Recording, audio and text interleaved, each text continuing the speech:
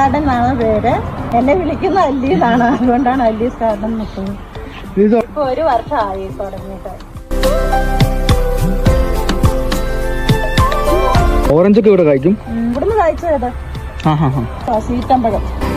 അതില് കായൊക്കെ ഉണ്ടല്ലോ, പൂച്ചകളല്ലേ. നല്ല നാലമുത്ത് പോലെ വെളുത്ത പഴം ഉണ്ടാകും. ഇത് പ്ലാവുകളാണ്.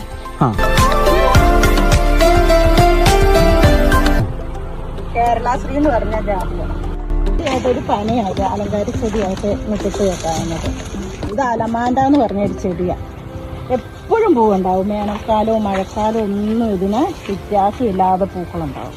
വരുന്ന നെല്ലിപ്പോയിലിന്റെയും പുല്ലൂരാമ്പാറയുടെയും കൂടി നടുക്ക് സെന്റർ ആയിട്ട് വരും.